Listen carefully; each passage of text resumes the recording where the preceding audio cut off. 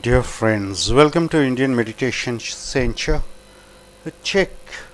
This is Bojo's Vijnana Pairava Meditation 88. Now the first technique. Each thing is perceived. From morning to night you see various objects. You see various products. You see a lot of people. So each thing is perceived. Each thing you look. Through knowing. Through how? A book is there, a computer is there. By looking at it, you understand it is a computer. So each product or each object or each person, you are just seeing and knowing, the understanding. Through knowing, the self shines in space. So the self, the object is known, knower is there. So the self is different, which knows that object, and the looker. Through knowing, perceive one being is knower and known. So this is a beautiful meditation. So in this, Shiva says to Parvati, for knowing something, three persons are there. First is knower. Second is known.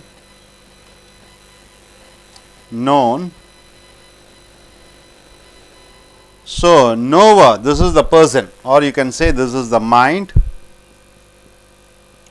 This is the thing or matter. Or you can say this is the subject.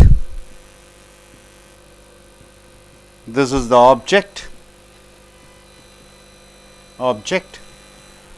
So when a thing is there, what happens? For example, here there is a flower, rose flower is there, rose is there. So it is you are watching the rose flower. So what happens? You just look at this rose flower, you know it is a rose flower. Then what happens? All the color, the smell, fragrance, the outer shape, everything comes to you, right? So then you go to the rose flower, then the rose flower is reaching to you through your perspection. You are seeing a product or an object or a thing or a person, then you understand that person is there. Then it comes to the mind and you come to know, right sir? This is the basic thing. So here, usually what we do is, whenever you look at the object, only the object is known. Only the object is known. You are not able to understand yourself. So this is what the problem here is.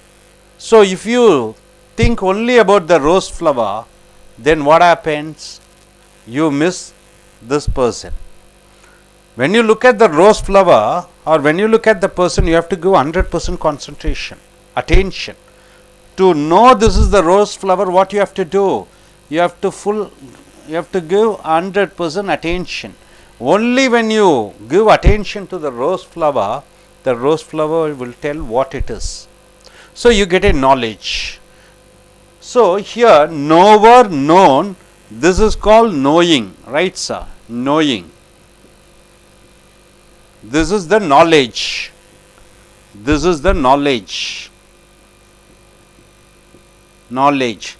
The faculty of knowledge. Faculty of knowledge. What is the faculty of knowledge? Through your senses you are able to concentrate and look and understand this is what the product, this is what the object is. For that what you have to give? You have to give 100% attention. Is it possible? When you give 100% attention, this becomes a world, right? Rose flower becomes a world. Your lover is there, 100 girls are there or 100 boys are there. When you look at that particular person, all other things will disappear like phantom like. Only that person will be remaining. All other persons you won't be able to see. all will be like shades. So you just look at only at that particular person, and that lover, that person becomes your only world. Like that you are creating more and more worlds, right?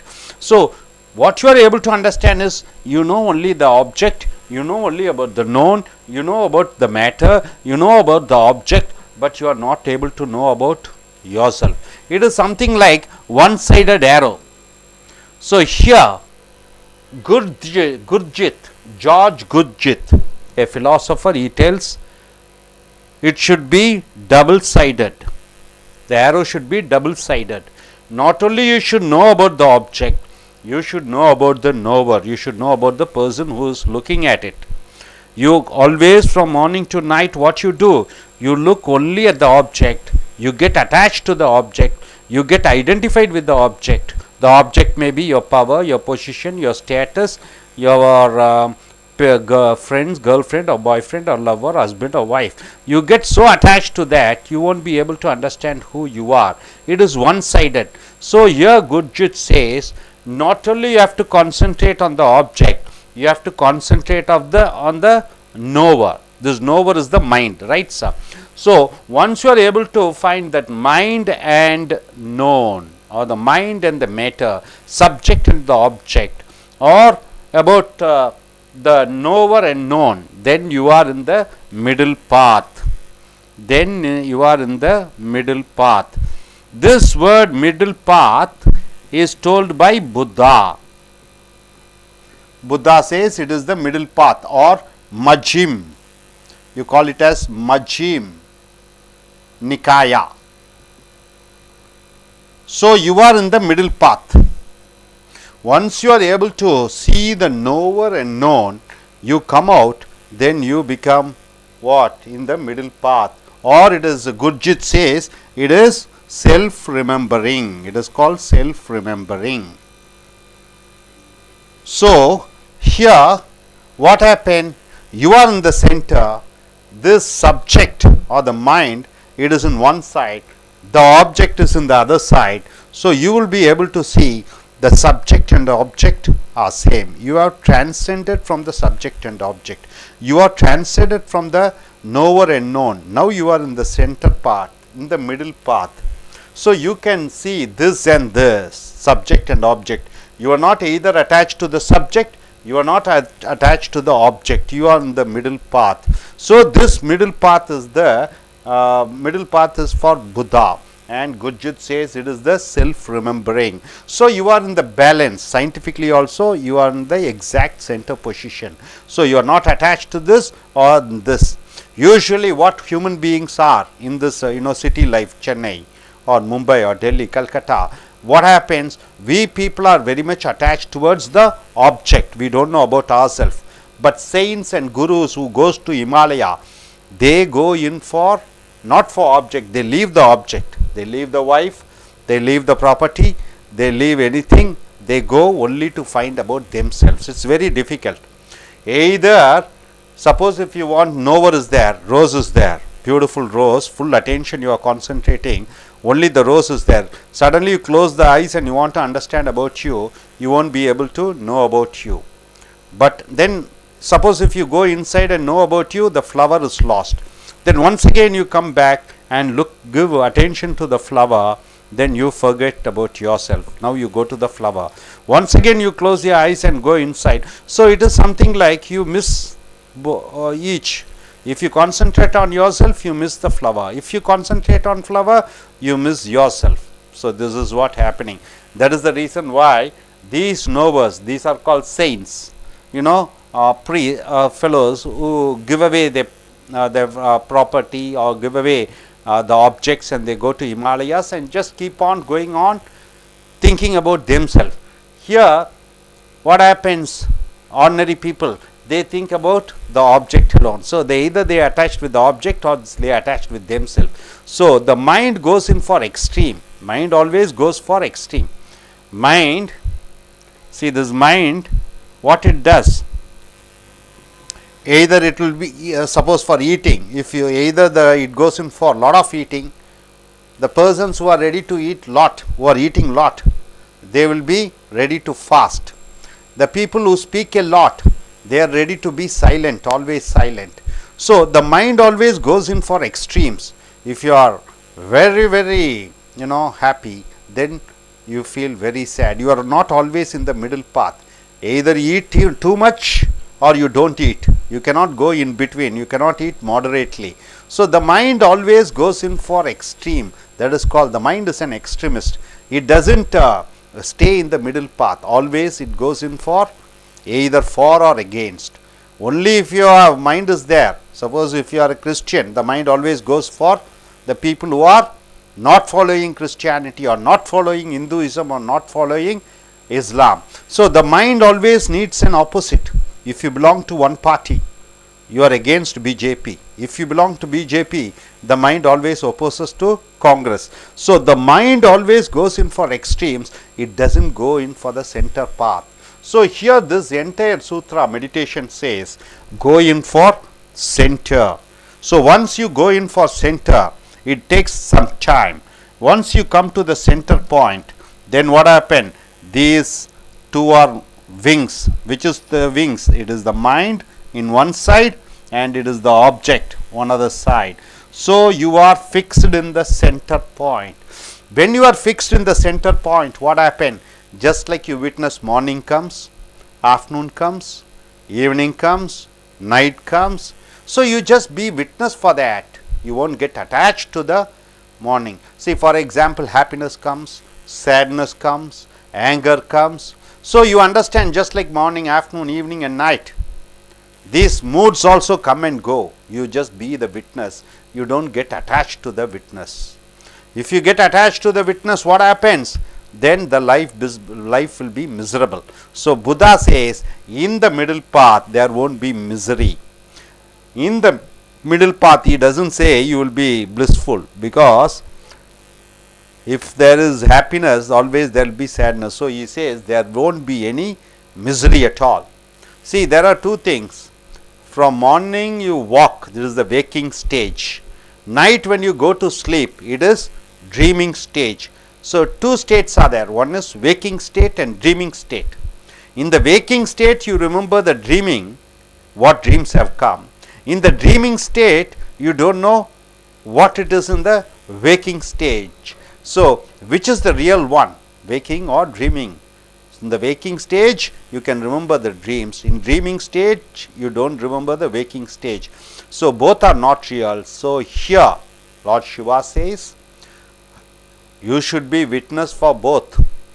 In the dreaming stage also, you should be different. You should be able to know. And in the waking stage also, you should be known. So you are in the center path and you are able to see the dreaming stage and the waking stage. You are not attached towards that. You become a witness for that. You are sleeping, dream comes, you know that it is a dream. In the waking, morning to night, you are walking and going and working in the office, going in the bike, everything. You know that you are on the waking stage. A time comes when you are in the center, you will be able to know the waking stage and the dreaming stage. That stage is the middle path. In the beginning, it will be difficult. Say, for example, when you concentrate on the object, when you concentrate on the lover, when you concentrate on your wife, when you concentrate on your business or your profession. So what happens? Suddenly when you come to yourself, you will miss the business or whatever it is, your wife or whatever the world which you have created. So when you go inside, deep inside you, you forget the object. When you go in for the object, you forget about yourself, because mind always goes in for either this or that. Either eat too much or don't eat. Either talk or don't talk. Either be this or not. But it never comes in the between. So mind always, it doesn't show the indifference, either for or against. So when you come here to the middle path, you are not the mind. You can be a witness for the mind, right? You are studying American accent. You are there. So American accent training, you are undergoing a training. That training becomes the object. You become the subject. If you keep on concentrating on that, only that object would be knowing. Your mind will be knowing about that. But when you go inside you, you are not able to find yourself. But you will be able to transcend from yourself and come outside, and you can witness that the mind is there, the knowledge is there, or the known is there. So, mind and known both are functioning each other to gain knowledge, to gain the understanding through the faculty of knowledge.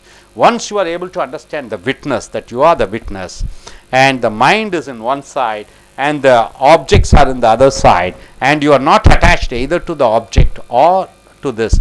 If you are so much attached to this, then you have to leave the world. Leave the world, you have to go to Himalayas. That's what in Himalayas saints are doing. They give away everything, they give away the worldly life, they go there and they just concentrate deep inside. They will be knowing only about inside. But in a city life or town life or family man, what he is doing, he is concentrating much on the object, but he is not knowing about himself. So he is only looking outside. So if you are in the middle path, you can see both outside world and inside world. So when you are in the middle path, you can see that you are not the mind and you are not the knowledge, but you can be a witness for the mind and the object. So the mind and object becomes one, and you can see that mind and object are the same. Are you able to understand this concept?